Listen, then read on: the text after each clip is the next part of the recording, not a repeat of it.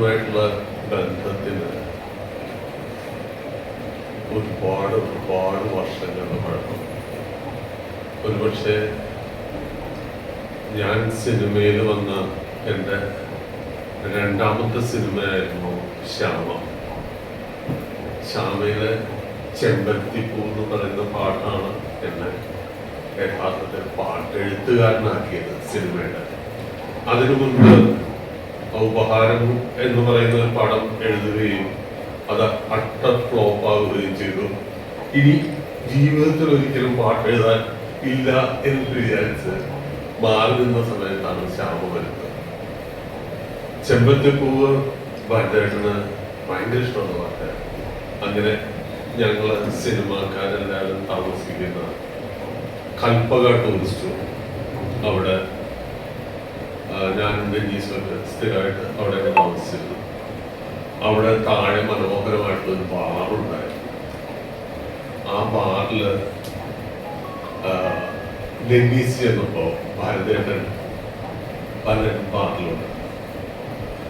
അപ്പോ ഭരതേട്ടൻ ഡെന്നീസ് ചോദിച്ചു, ആരാണ് ഈ ചെമ്പരത്തിപ്പൂ എഴുതിയത്? അപ്പോ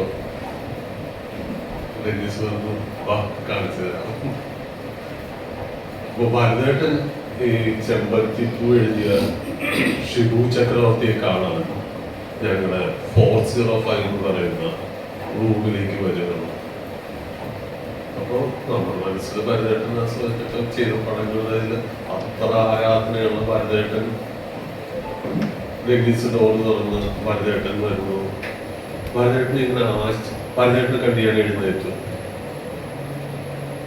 ഭരതേട്ടൻ ആശ്ചര്യപൂർവ്വം നോക്കിയിട്ട്, ഇവനാണോ ഷിബു ചക്രവർത്തി? ഇവൻ ശിശു ചക്രവർത്തി അല്ലേ? അപ്പോ അതായിരുന്നു ഞങ്ങൾ തമ്മിലുള്ള ആദ്യത്തെ ഔപചാരികമായ പരിചയപ്പെടൽ.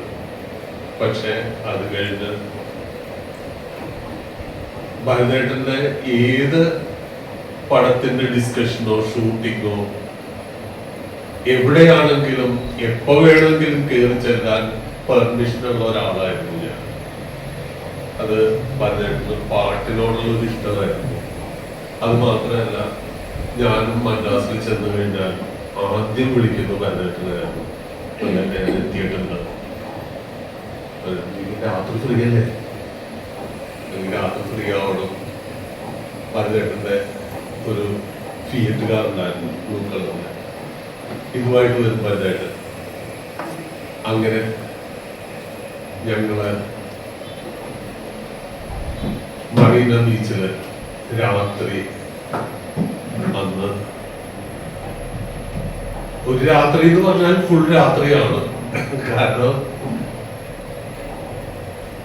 മഴമുകിലൊളി വർണ്ണൻ ഗോപാലകൃഷ്ണൻ എന്നൊക്കെ പറയുന്ന പാട്ടെല്ലാം ഒരുപാട്, ആ പാട്ട് മാത്രമല്ല,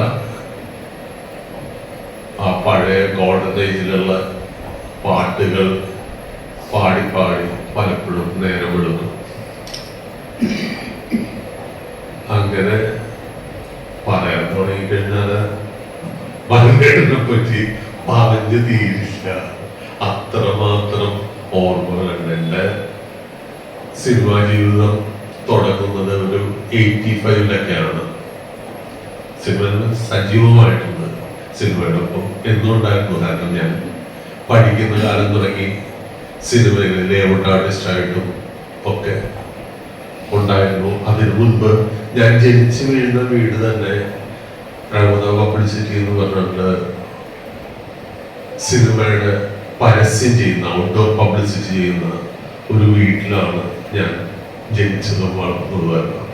അതുകൊണ്ട് പിന്നെ നാടകവും ഒക്കെ ആയിട്ട്, അതുകൊണ്ട് സിനിമ എന്നും കൂടെ ഉണ്ടായിരുന്നു.